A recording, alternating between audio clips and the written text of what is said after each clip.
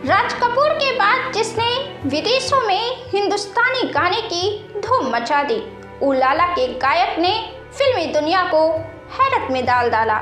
वह संगीतकार जिसे न्यायमूर्ति कहा गया, जिसने गायन से फिल्म इंडस्ट्री हिला दिया, जिसे गरीब फिल्म निर्माताओं का आरती बर्मन कहा जाने लगा था। वह संगीतकार जो खुद में एक युग समेटे हुए थे, जिसे अहंकार ने कभी छुआ तक नहीं। अहंकार नहीं होता है जब जिंदगी को आप समझने लगते हैं, किसी खास चीज में, लक्ष्य में खुद को डुबो देते हैं, तब अहंकार नहीं होता है। यह अहंकार शुक्रिया में तब्दील हो जाता है, क्योंकि किसी खास लक्ष्य के लिए आपका योगदान शामिल हो रहा है। गीतों की दुनिया में वैसे भी अहंकार की कोई जगह नहीं होती है, क्योंकि संगीत का दूसरा नाम साधना ही तो है। इस साधना में उतरने के बाद अहंकार किसे हो सकता है?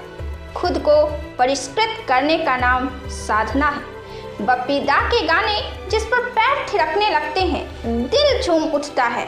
सैकड़ों फिल्मों की बड़ी सफलता के बाद भी बप्पी दा को अहंकार ने कहीं से भी नहीं छुआ था, और इस वजह से वे जिससे भी मिलते थे उससे बड़े ही प्रेम और सम्मान के साथ मिलते थे, जिसने उनकी लोकप्रियता में और भी चार चांद लगा दिया। और वे बरसों तक टीवी के म्यूजिकल शो के जज के रूप में सभी के चहेते बने ही रहे। साथ ही उनके निर्णय की वजह से ही उन्हें लोग न्यायमूर्ति तक कहने लगे थे।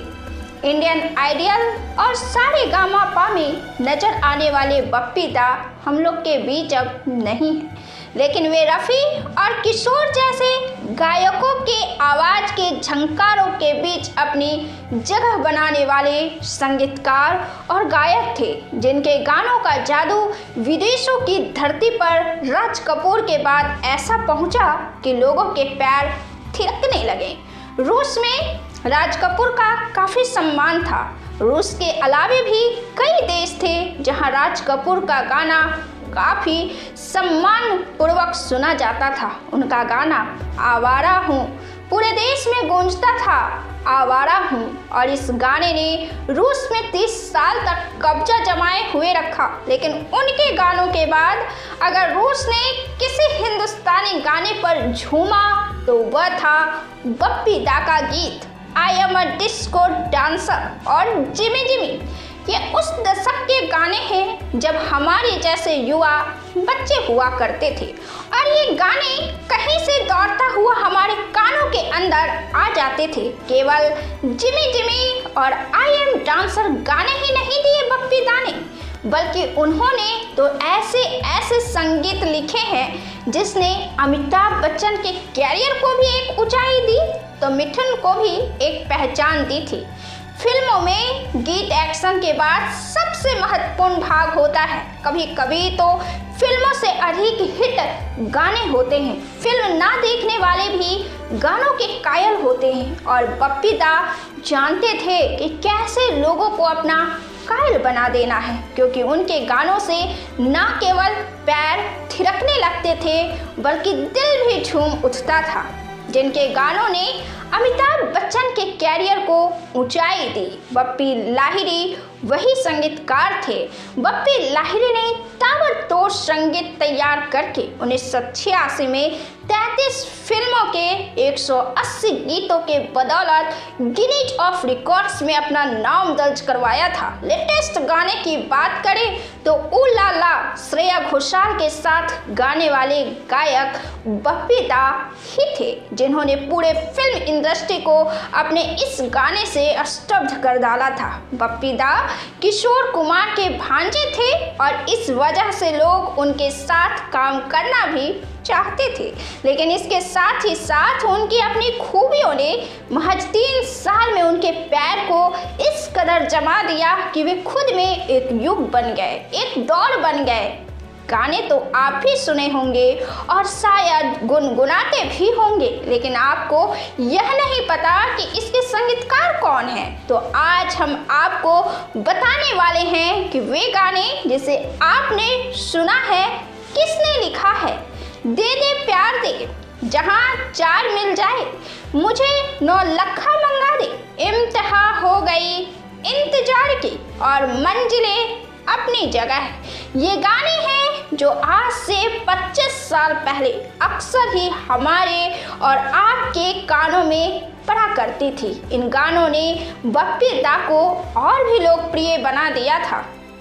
अमिताभ बच्चन की फिल्म नमक हलाल तो आपको याद ही होगी, और इसके गाने रात बाकी, जवानी जाने मन, हसीन दिलरुबा, पग घुंघरू बांध, थोड़ी सी जो पीली है और आज रपट जाए तो हमें ना उठाइयो, इन गानों को बप्पी दा ने ही लिखा है। 2017 की फिल्म बद्रीनाथ की दुल्हनिया में तो इनकी पुरानी फिल्म थानेदार के गीत तम्मा तम्मा को शामिल कर ये साबित कर दिया कि आज भी बप्पी दा के गानों के जादू कम नहीं हुआ है। 2013 की फिल्म गुंडे के गीत तूने मारी एंट्री को बप्पी दा ने ही गाया है। 2020 में आई शुभ मंगल सावधान और बागी 3 में भी उनके 2 पुराने गीतों को रखा गया।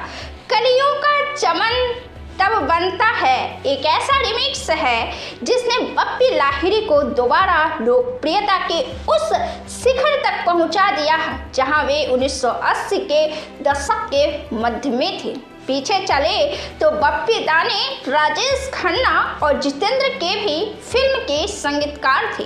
जितेंद्र ने बप्पी के संगीत में हिम्मत वाला, तोहफा, मवाली, जस्टिस चौधरी, जानी दोस्त और सिंहासन जैसी फिल्में की। राजेश खन्ना के साथ आज का MLA राम अवतार, मास्टर जी, बेवफाई और मकसद सहित और भी कई फिल्में हैं जिनमें बप्पी ने संगीत दिया है। जब 1982 में डिस्को डांसर रिलीज हुई, यह वही फिल्म है जिसने बप्पी लाहिरी युग शुरू किया था। विजय बेनेडिक्ट का गाया I am a disco dancer, Parvati Khan का गाया जिमी जिमी, उषा उत्थुप का गाया कोई यहाँ नाचे नाचे, सुरेश वाडकर, उषा मंगेशकर का गोरों की न कालों की और बप्पी का गाया याद आ रहा है तेरा प्यार।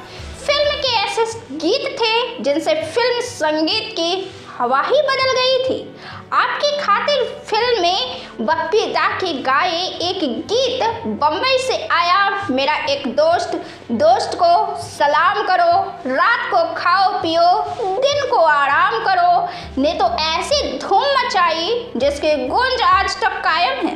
इसी गीत ने उन्हें संगीतकार के साथ गायक के रूप में भी स्टार बना दिया।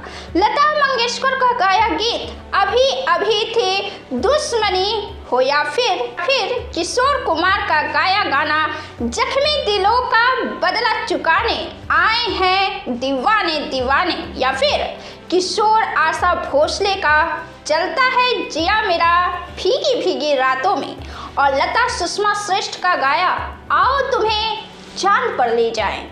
गीत नथिंग इज इम्पॉसिबल जिसमें किशोर रफ़ी के साथ खुद बप्पी लाहिरी ने भी अपनी आवाज़ दी थी। यह गीत भी तब लोकप्रिय हुआ था। इन सब गानों को बप्पी दा ने ही संगीत निर्देशक के तौर पर किया था।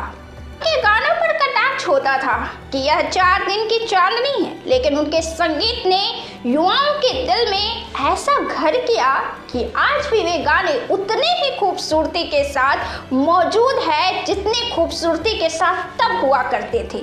एक संगीत निर्देशक के तौर पर बप्पी दा ने 1973 में नन्हा किशोरी से अपनी कैरियर की शुरुआत की थी। जख्मी फिल्म के गाने ऐसे हिट हुए कि फिर कभी बप्पी दा ने पीछे मुड़कर नहीं देखा। उनकी लोकप्रियता बढ़ती चली गई। इसके खास वजह थी वे युवाओं की नब्ज को जानते थे। वे फटाफट धुनें तैयार करते थे। बड़े बड़े गायक भी उनके प्रतिभा और व्यवहार के कायल थे। वे दूसरे संगीत निर्देशकों के तुलना में काफ़ी कम पैसे लिया करते थे। वे कभी कभी इस शर्त पर भी काम करने को तैयार हो जाया करते थे कि यदि फिल्म हिट हो जाए तो बाकी पैसे बाद में दे देना।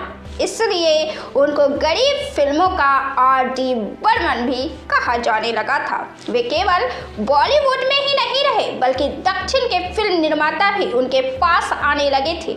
जख्मी के ठीक बाद आई बप्पी दा की चलते चलते गाने अपने शीर्षक गीत के कारण ही उस बरस की एक सुपर हिट म्यूजिकल साबित हुई थी। आपको बप्पी दा का कौन सा गाना सबसे ज़्यादा पसंद आता है? कमेंट बॉक्स में अपना जवाब जरूर दें।